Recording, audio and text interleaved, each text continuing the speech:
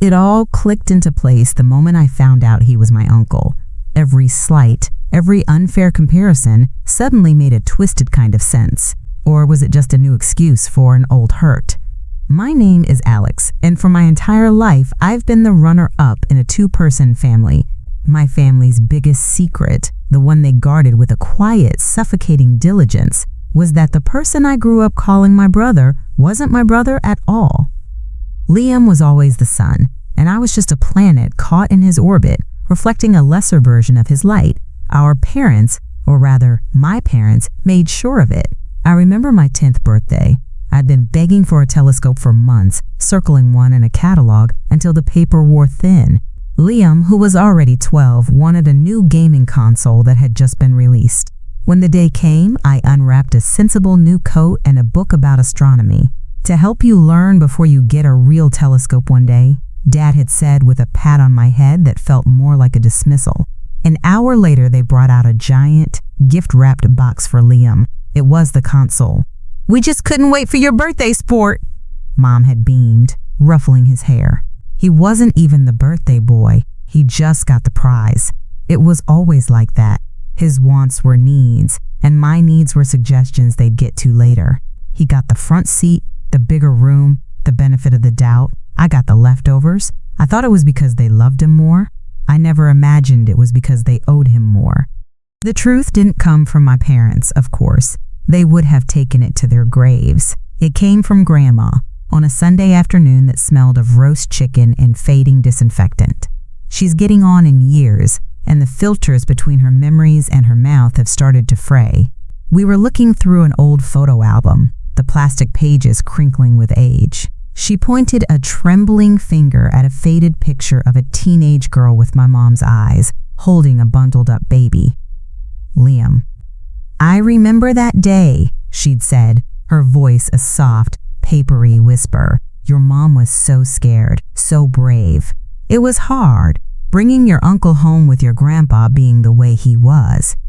The word hung in the air, heavy and sharp. Uncle.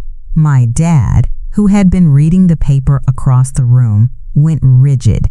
My mom's smile froze on her face, then shattered. "Mom," she'd hissed, her voice tight with a panic I'd never heard before. "What are you talking about?" "That's Liam. That's Alex's brother." But Grandma just looked confused, her gaze drifting between Mom's panicked face and mine. "Of course it's Liam," she'd murmured. "Your sister's boy, your nephew." She looked at me, her eyes clouded with a sudden, dawning horror as she realized what she'd done. She is the one person in this family who never seemed to play by their unspoken rules, and now I see she was the one most vulnerable to them. Her fragility, her honesty, that's what they were afraid of. My parents' immediate, furious reaction wasn't about protecting me, it was about containing her. The secret was out, and the person who let it slip was the one person I couldn't bear to see them turn on. This whole story is messy, and honestly, I'm still trying to figure out where it all goes from here. It feels like my entire life was built on a lie, and I've only just found the loose thread. If you want to follow along as I pull on it and see what unravels, make sure to like and subscribe, because this is just the beginning. I looked from my parents' angry faces to my grandmother's frightened ones, and then I thought of Liam, my brother, my uncle, and I knew nothing would ever be the same. The silence in the room was a physical thing, thick and suffocating. My mother's hiss had been the strike of a match, and now we were all just waiting for the explosion. It came from my father. He slammed the newspaper down on the coffee table, the pages scattering. The sound made Grandma jump, a small, frightened gasp escaping her lips. "That's enough." Dad's voice was a low growl, a tone he usually reserved for when the car wouldn't start or a pipe had burst. I had never, ever heard it directed at a person. He stood up, towering over Grandma's armchair, his shadow swallowing her whole. "You don't know what you're talking about. You're confused." He reached down and snatched the photo album from her lap. It wasn't a gentle movement. It was a violent, angry rip. The brittle plastic spine cracked with a sound like a breaking bone. Grandma flinched back into her chair, her hands flying up to her chest, as if he'd struck her. Her face, already pale with dawning horror, crumpled into fear. That was it. That was the moment the ground beneath my feet disappeared for good, seeing him loom over her, his face a mask of cold fury, all to protect a lie. It wasn't about family. It was about control. "Robert, stop it. You're scaring her," Mom said, rushing forward, but she didn't move to shield Grandma. She moved to grab the album from Dad, her eyes darting toward me, her face a mess of panic and damage control. "Alex, honey, why don't you go to your room? Your father and I just need to talk to Grandma for a minute." They were trying to eject me from my own life story, to send me to my room like a child, while they bullied an old woman into silence. But I couldn't move. My feet felt nailed to the floor. I just stared at my father, at the man who had just manhandled his own mother over a photograph. In his rage, his face was twisted, and for the first time, I saw a stranger. A cruel one. "We took him in. We gave him everything." Dad's voice rose to a shout, directed at Grandma but meant for the whole room, for the ghosts in the walls. "We promised Sarah we would. We promised we'd raise him as our own so he'd never feel like an outsider." Sarah. The name was a lightning strike. My mother's sister. The girl in the photograph. The mother of my uncle. Another piece of the lie. A secret buried within the secret. There was a promise. A deathbed plea, maybe? A tragedy they had papered over with my childhood. The preferential treatment. The constant coddling of Liam. It wasn't just guilt. It was a sacred vow. And I was just the collateral damage. The price they paid to keep it. A cold, clean anger washed over me, so pure it burned away all the confusion. I looked at my grandmother, small and trembling in her chair, and then at my parents, who now looked like conspirators, their faces ugly with desperation. They weren't protecting Liam. They were imprisoning him in the same lie they had trapped me in. They weren't protecting me. They were hiding from the truth. I walked past my mother, who reached for my arm but let it drop. I went to my grandmother's chair and knelt beside her, taking her cold, trembling hand in mine. She looked at me, her eyes swimming with tears. I squeezed her hand, a silent promise of my own. I wouldn't let them do this to her. I wouldn't let them hide anymore. I looked up, meeting my father's furious gaze with a calm I didn't know I possessed. The question was there, hanging between us, unspoken but deafening. "What else are you hiding?" He had no idea I wasn't going to my room. I was going to war. The air in the living room was sharp, with the ozone of a storm that had broken indoors. My father's chest heaved, his face still flushed with a rage that had nowhere left to go. My mother just stared, her hands fluttering uselessly between the broken photo album and me.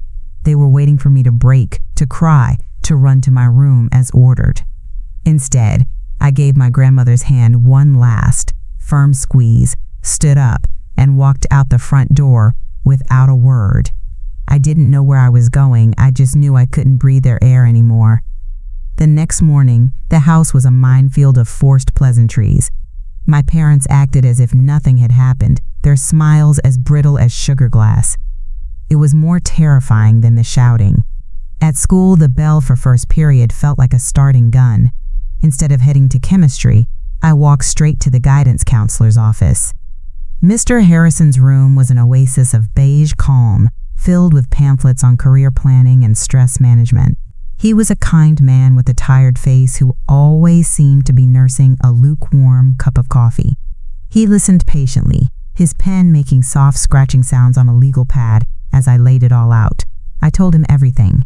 The years of feeling second best, the constant, inexplicable favoritism toward Liam, and then the crushing reveal from my grandmother. "He's not my brother," I said, the words feeling both foreign and fundamentally true. "He's my uncle, my dead aunt's son. My parents have been lying to me, to both of us, our entire lives." I explained my father's violent reaction, the way he'd scared my grandmother into silence. I tried to make him understand that this wasn't just a simple family secret. It was the key to a pattern of emotional neglect, the reason my entire sense of self was built on a foundation of lies.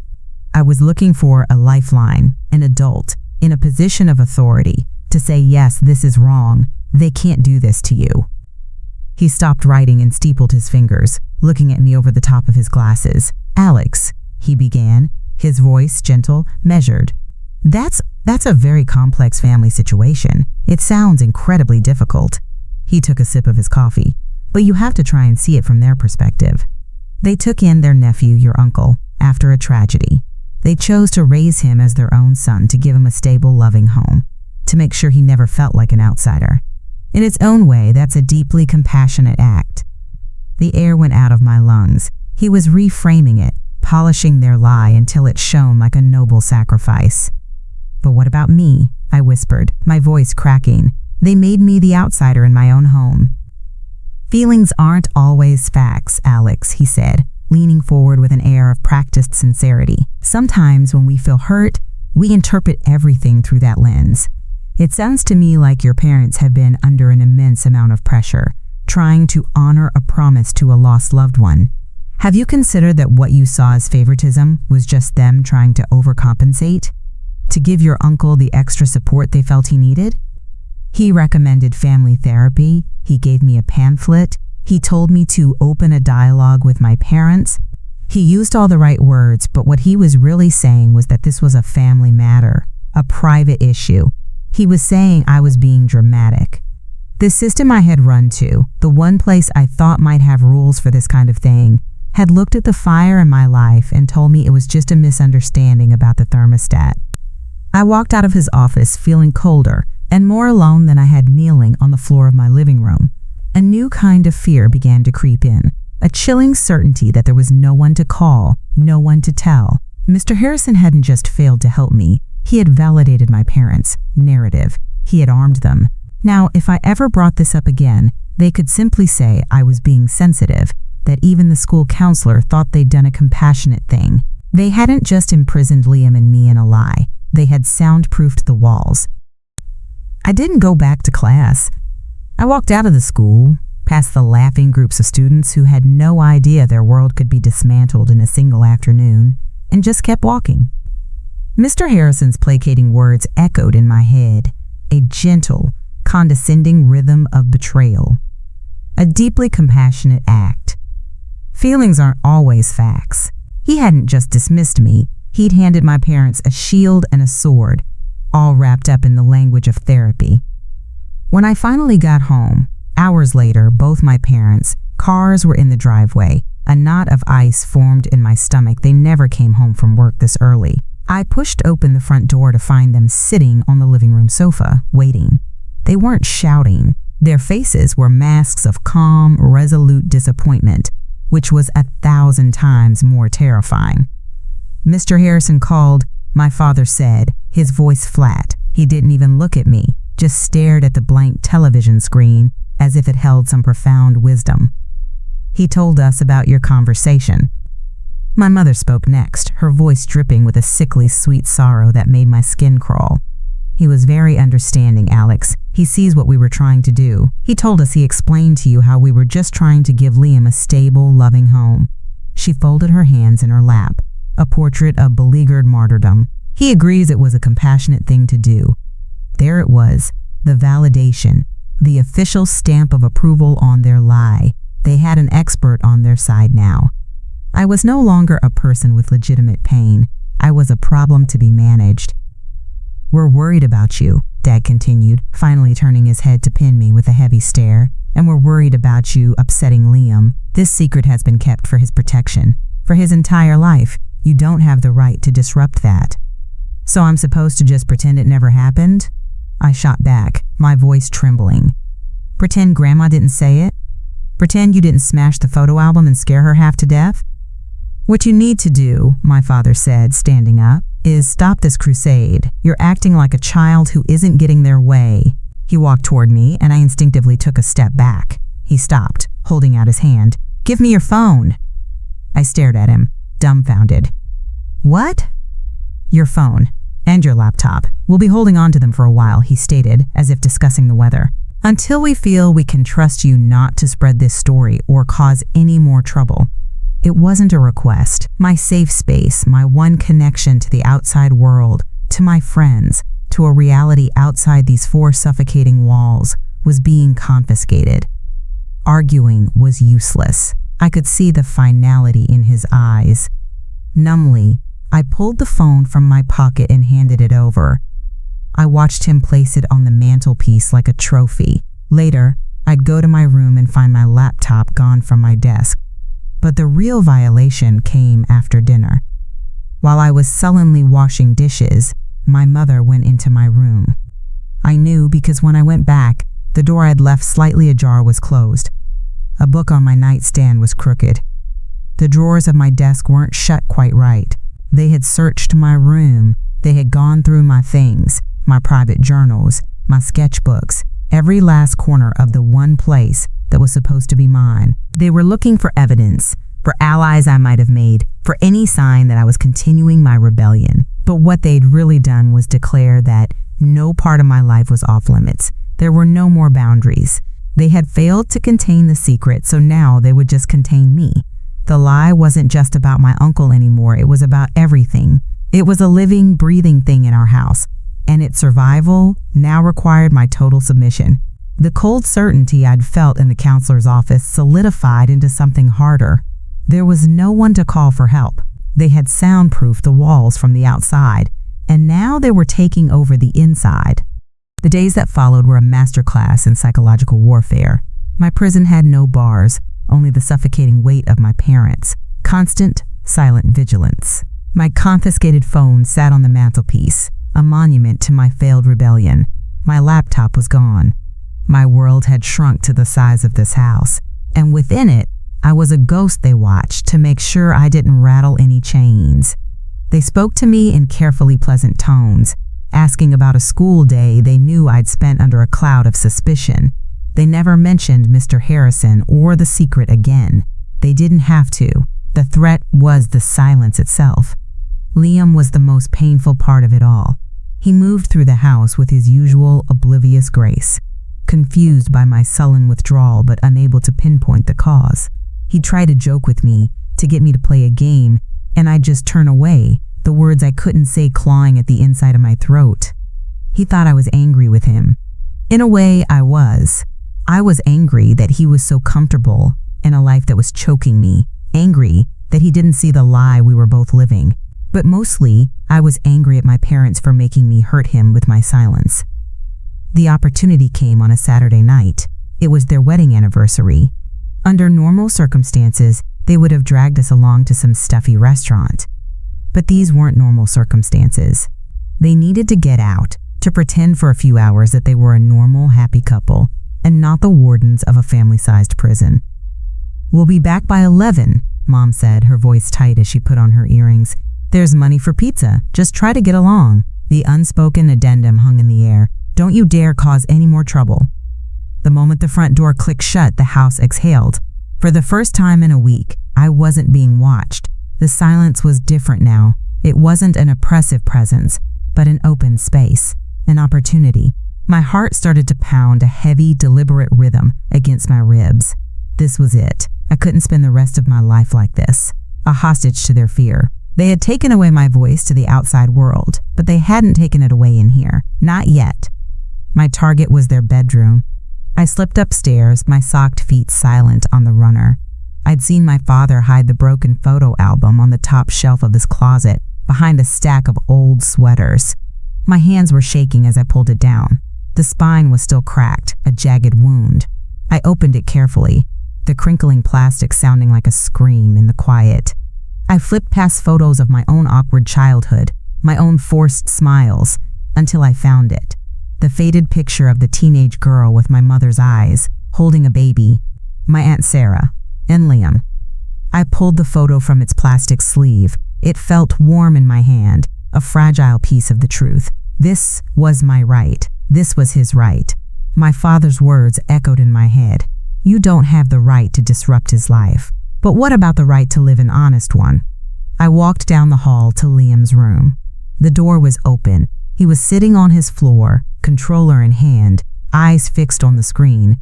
He was playing a newer version of the same game series he'd been gifted on my 10th birthday.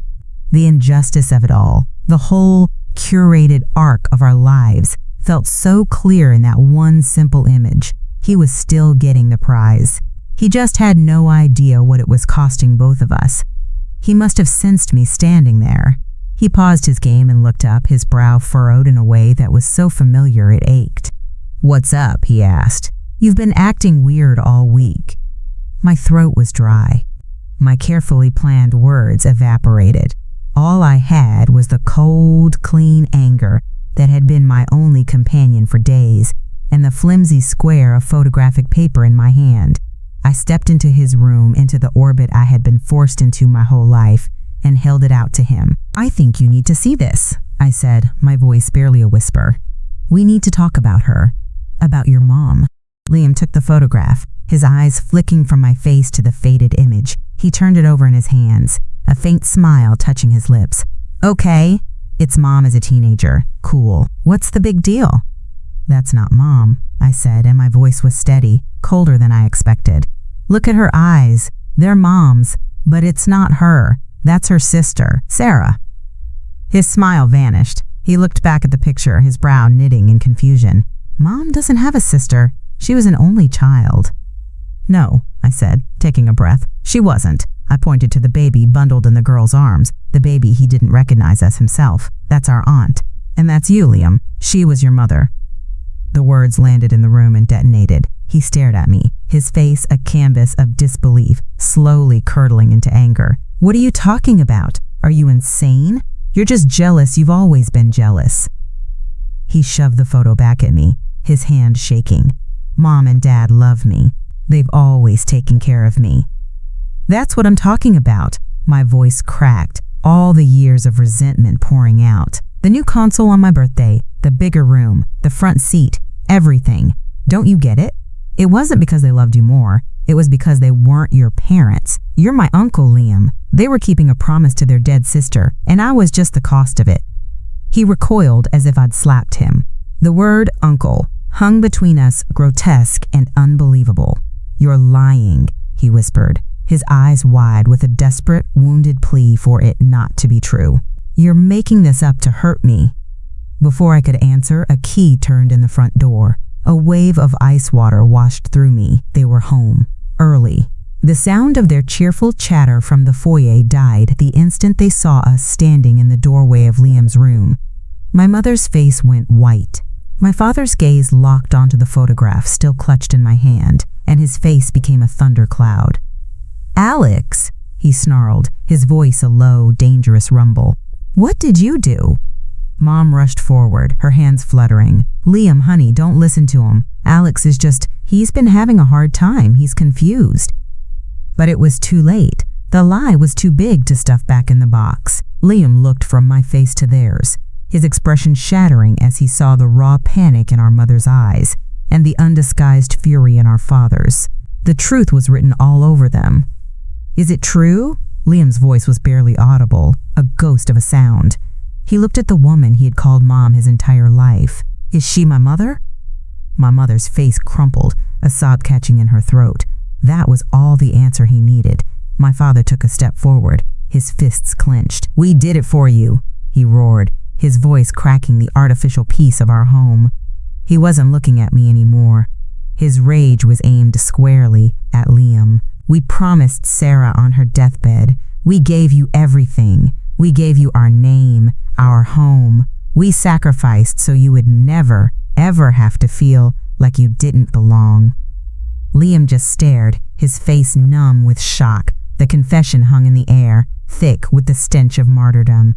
And then the final, brutal truth came out, the part of the iceberg that had been submerged in the dark for 17 years. Every damned dollar, every holiday, every time we had to bite our tongues and give you what you wanted so you wouldn't ask questions. Dad's voice was raw, shaking with a resentful fury that went far beyond protecting a secret. "We gave up a normal life for you. We built our entire family around this shrine to you. And for what? So you could stand there and look at us like we're monsters?" The room went silent. It wasn't just a lie to protect him. It was a burden they hated. The favoritism, the gifts, the pedestal they'd put him on. It wasn't love. It was a cage built of resentment. It was a performance. All my life, I had been jealous of the son. never realizing it was just a spotlight, and Liam was the one trapped on stage. The shock wasn't that they had lied. It was that the love they'd shown him was just as hollow as the love they hadn't shown me. He wasn't the favored son. He was the living embodiment of an obligation they had grown to despise. My anger evaporated, replaced by a vast, empty pity. I looked at Liam. The confusion and hurt on his face were gone, replaced by a chilling, clear understanding. The rivalry that had defined my entire existence dissolved in that instant. He wasn't my brother. He wasn't my uncle. In that moment, he was just like me, a stranger in his own home, staring at the two people who had orchestrated our entire lives and realizing we never really knew them at all. The silence that fell was heavier than any of the shouting that had come before. It was a dead weight, pressing down on all of us. My father's chest was still heaving, his face mottled red and white, but the fury in his eyes had been replaced by a look of utter, bankrupt exhaustion. He had finally said the quiet part out loud. The love I'd envied, the favoritism Liam had enjoyed. It was all just a long, bitter chore, a debt. My anger was gone. It had burned itself out, leaving behind a hollow, ringing quiet in my soul. There was only a profound, aching pity for the boy standing frozen in the middle of the room. He wasn't the son. He was a monument to a ghost, and the people who built it had grown to hate the sight of it. For the first time in my life, I didn't see my rival. I saw my uncle. A 17-year-old boy who had just learned his entire life was a performance, and the applause had been resentful sighs. He didn't cry. He just stood there, his face completely blank, as if the overload of information had short-circuited his ability to feel anything at all. My father, seeing the devastation he'd wrought, seemed to snap.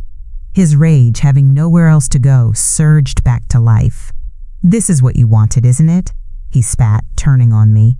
He took a step, his body coiled like a spring. "You couldn't leave it alone. You had to break everything." He was coming toward me, and in that moment, I saw the same stranger who had snatched the album from my grandmother's hands, the man who had lost control. My mother shrieked my name, a useless, panicked sound. But my eyes weren't on him. They were on the mantelpiece, where my phone sat, dark and silent. While his rage was locked on me, I moved. It wasn't a decision, it was an instinct. I sidestepped his advance, darted past the sofa, and snatched my phone from its perch. My father lunged, but he was a half-second too late. My fingers were already awake, swiping and tapping on the cold glass. My thumb hit the green icon, then the numbers. 9, 1, 1. "What are you doing?" my mother screamed, clawing at my arm. I held the phone to my ear, turning my back to her. My father stood frozen, his face a mask of disbelief that I would dare to escalate this, to bring the outside world crashing into our soundproofed prison. A calm, professional voice answered, 911, what's your emergency? My own voice was steady, devoid of the emotion that had choked me for weeks. The adrenaline crash had left me with a strange, icy clarity. My father is being violent and threatening, I said, my eyes locked on his. He's lost control. We need help. I gave our address. The 10 minutes that followed felt like a lifetime. My mother sobbed, pleading with me to hang up, to tell them it was a mistake. My father just stared, the rage in his face slowly being replaced by a dawning, horrified understanding of what I had done. Liam hadn't moved. He was a statue in the center of the chaos. When the two officers arrived, they walked into a tableau of domestic ruin. They were calm, methodical. One officer took my parents into the kitchen. The other, a woman with tired, patient eyes, knelt in front of Liam. He didn't respond. She then turned to me. "Can you tell me what happened here, son?" This was my chance. This was Mr. Harrison's office, all over again, but this time I had more than just my feelings. I had proof. I didn't start with a lie. I started with the facts. "My father has a history of aggressive behavior when he feels he's losing control," I said, my voice level. "A few weeks ago, he physically intimidated my elderly grandmother to silence her. Tonight, he exploded with rage. You can see the effect it's had on my..." On Liam. I gestured to the shell-shocked boy on the floor. She listened, her gaze sharp. What set him off? I held up the small, faded photograph. This is a picture of Liam's mother. My aunt, who died when he was a baby. My parents raised him, but they told both of us that he was my brother. They lied to us our entire lives. I saw a flicker of something in her eyes, but I pressed on before she could dismiss it as family drama. When the truth started to come out, they tried to suppress it. They confiscated my phone and laptop. They searched my room. Tonight, when I told Liam the truth, my father confessed that raising him has been a burden they resent. He called him a shrine. The rage, the control, it's all connected to keeping this secret. I wasn't a hurt kid complaining about favoritism anymore. I was a witness, presenting a sequence of events: intimidation, confiscation of property, verbal abuse, and a clear, explosive motive. I was using their own narrative, the one they'd sold to Mr. Harrison about their, quote, compassionate act, and showing the violence it had produced. The officer looked from the photo to my face, to Liam's empty stare. She understood. This wasn't a misunderstanding about the thermostat. This was a house fire. The system I had run to for help before had validated my parents. This time, armed with the truth and the ugly fallout, I had finally made it work. She spoke into her radio, her voice low. The war wasn't over, but I had just won the only battle that mattered. I had broken the walls. The police cruiser was quiet. The silence was thick with the things we couldn't say. Liam sat beside me, but he felt a million miles away. I could feel the tremor starting in my hands, the adrenaline of the confrontation draining away, leaving a deep, vibrating chill in its place. I looked at the side of his face, the strong jawline so like my father's, no, like his father's, whoever that was. Another secret, I was sure. The boy I had spent my life envying was now a complete stranger, a puzzle I had just shattered.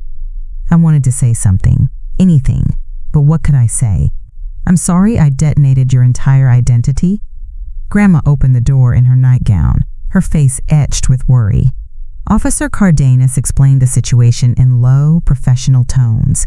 Domestic dispute. No charges. Separation for the night is best. Grandma just nodded, her eyes finding ours, full of a sorrow so deep it seemed ancient. She led us inside, to the same living room where the world had ended. She settled Liam onto the sofa, pulling an Afghan over him. He complied without a word, curling into a ball facing the cushions. He was hiding. "I'll make some tea," she whispered, her hand trembling as she touched my arm. I couldn't sit still. I paced the small room, the phantom energy of the fight still buzzing under my skin. Every time I closed my eyes, I saw my father's face contorted with that resentful rage. We built our entire family around this shrine to you. The words were a brand on my memory. The victory felt hollow. I had called for help, and they had come, but they hadn't brought a solution. They had just cordoned off the blast zone. I had nightmares that night, sleeping on the lumpy guest bed, fragmented images of the smashed photo album, of Mr. Harrison's condescending smile, of my mother's hateful glare. I woke up gasping, my heart hammering against my ribs, the sheets damp with sweat. The next morning, I found Liam sitting at the kitchen table, staring into a mug of cold tea. He looked like he hadn't slept at all. His eyes were red-rimmed and empty. "Liam?" I said softly.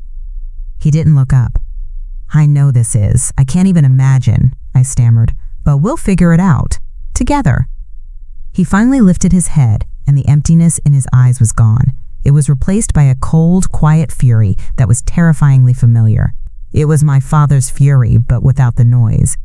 "You did this," he said, his voice flat and dead. "You couldn't just leave it alone. You had to be the hero." The word, hero, was an insult, a shard of glass. "They were lying to us," I shot back, my own exhaustion making me defensive. "To both of us. What they said to you, the way they felt. You deserve to know the truth." "What I deserved," he said, standing up, his chair scraping harshly against the linoleum, "was my life. The one I had yesterday. the one where my parents loved me. He took a step toward me, his body vibrating with a quiet rage. You think you're so noble, but you're just as selfish as they are.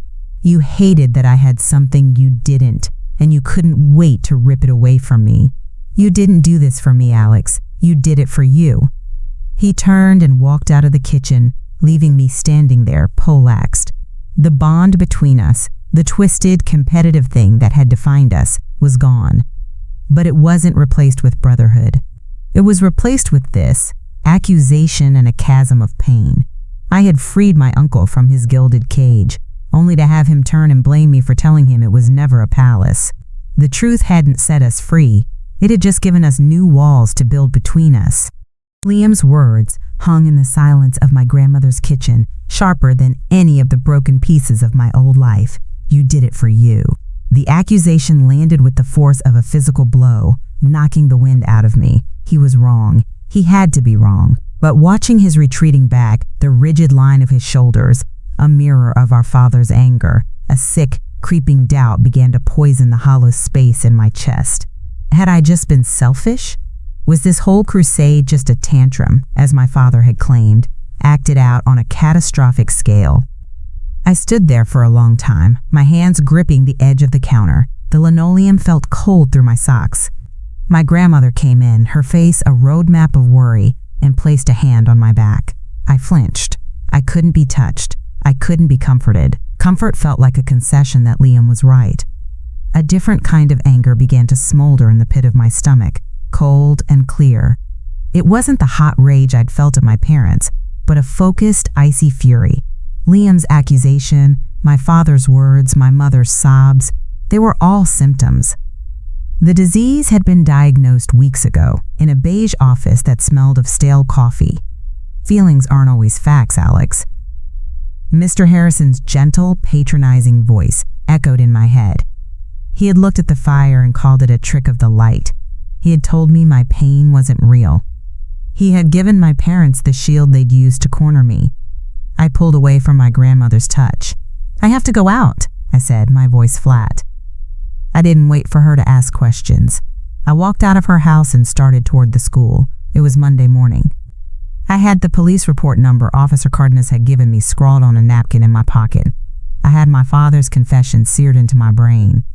I had the image of my uncle, a boy my own age, curled into a ball on the sofa. I had facts now, an arsenal of them. I didn't check in at the front office.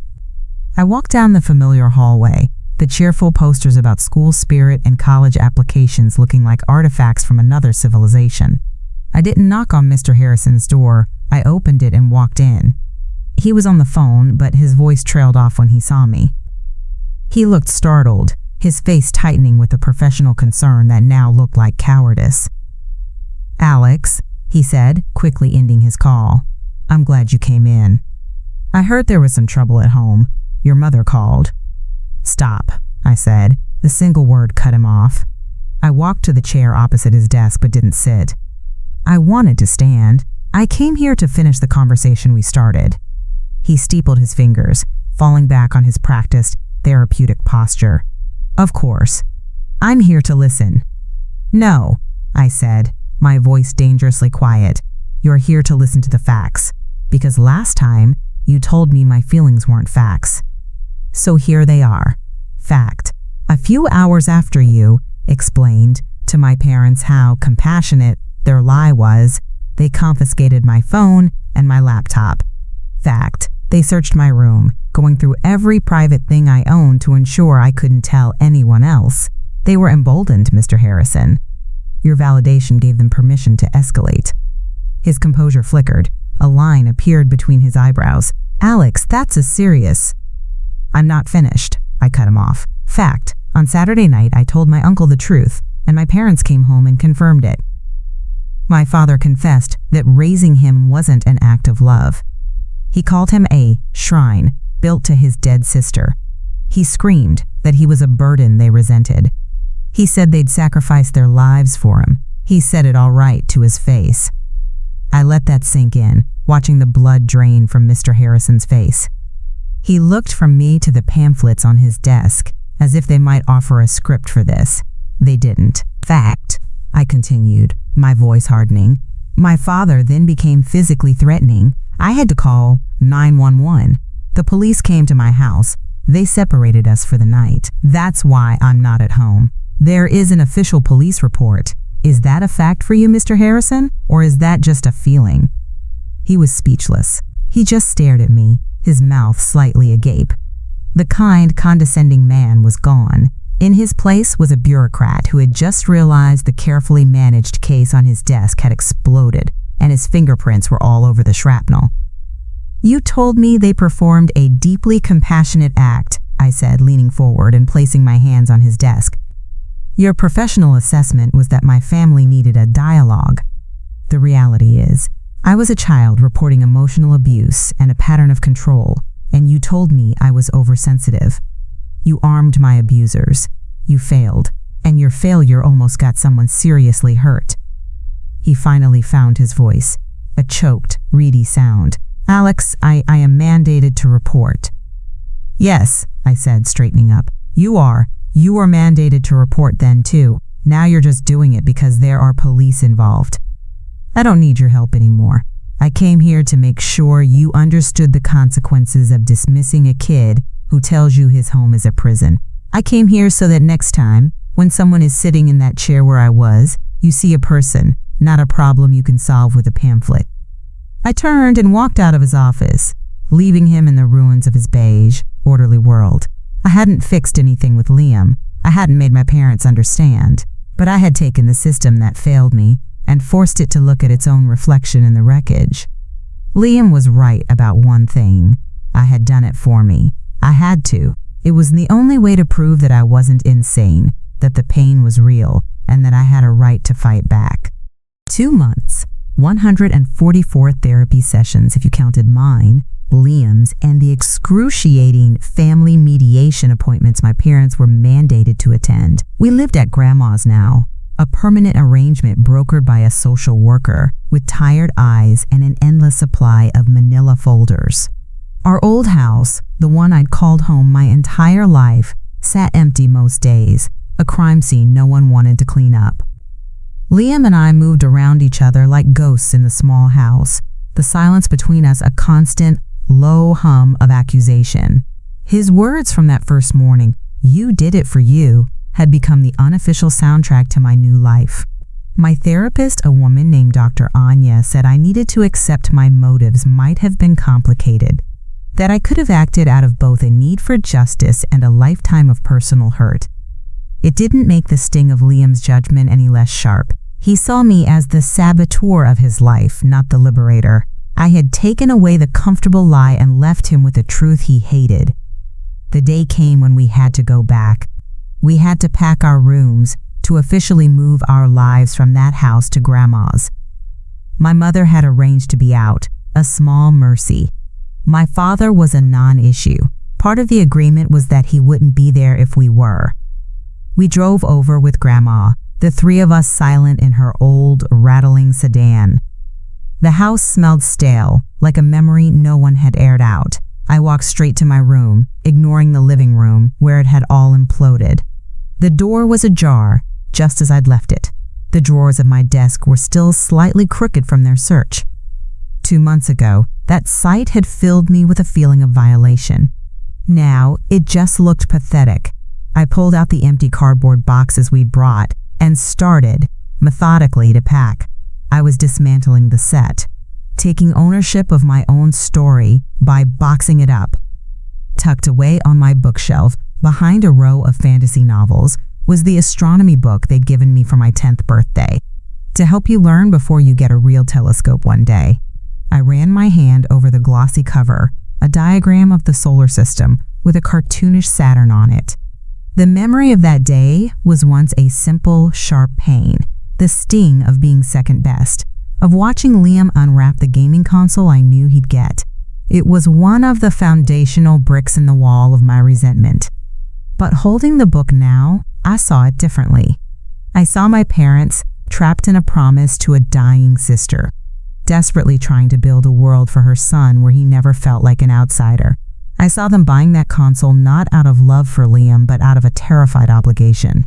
Every extravagant gift, every act of favoritism wasn't a celebration of him. It was a desperate, resentful reinforcement of the lie. The price of his happiness was my neglect, but the price of their promise was their own peace. They hadn't been giving Liam the sun. They had been feeding a black hole. My anger, the fuel that had powered me for so long, finally sputtered and died, leaving a strange, quiet empathy in its place. I wasn't forgiving them, but for the first time, I understood them. Not as monsters, but as flawed, weak people who made a terrible choice and spent 17 years paying for it in a currency of resentment and secrets. I packed the book. Later, as I was taping up the last box, I heard a noise from across the hall. Liam was in his room, doing the same thing. I walked to his doorway. He was holding the controller from that old console, the one from my 10th birthday, just turning it over and over in his hands. He didn't look up. He didn't have to. For the first time, I think we were both looking at the same thing. Not a prize, not a symbol of favoritism, but just a piece of a story that had hurt us both. He wasn't my rival. He wasn't the golden child. He wasn't even really my uncle, not in any way that mattered. He was just a boy in a room, holding a piece of a life that was never really his, about to pack it all away and start over. Just like me. I stood in the doorway for a long moment, just watching him. The silence in the house wasn't empty anymore.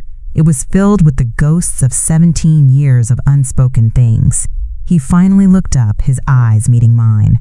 The cold fury was gone, replaced by the same hollow exhaustion I felt deep in my bones. "I just packed the astronomy book," I said, my voice quiet, the one they gave me that day.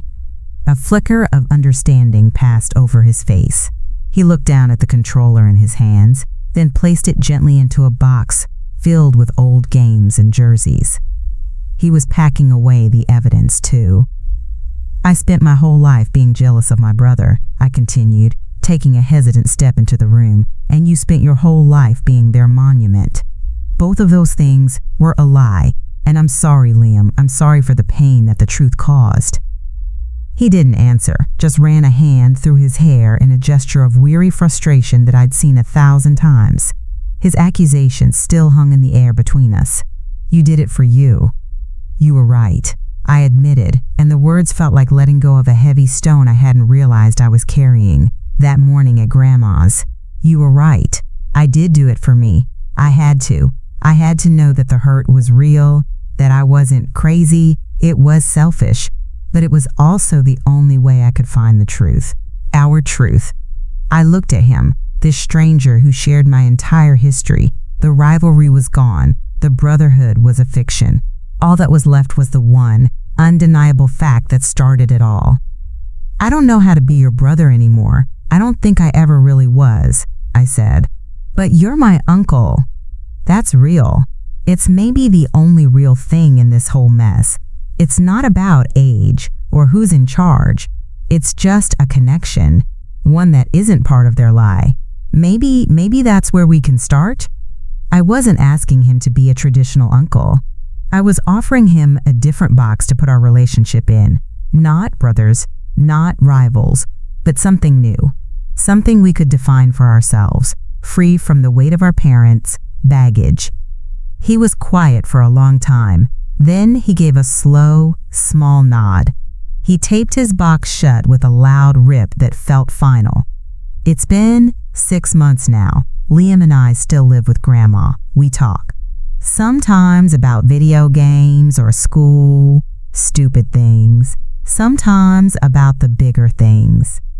We went together to visit our Aunt Sarah's grave last month. It's a start. My parents are still in their house, still in therapy. I see them on supervised visits. The anger is gone, mostly. Now it's just a sad, quiet space between us, the distance of a lie too big to ever fully cross back over. I'm safe now, not just because of the court orders or the new house keys, but safe in my own head. My feelings are facts. My pain was real. I don't need anyone else's permission to know that anymore. The world isn't a lie. It's just complicated. And for the first time in my life, I feel like I have a real place in it. It's not the happy ending of a movie, but it's real. And that's all I ever really wanted. Thanks for following along with this whole thing, for listening. It's meant more than you know. If you want to see what comes next, make sure to like and subscribe, because even though this chapter is closed, my story is really just beginning.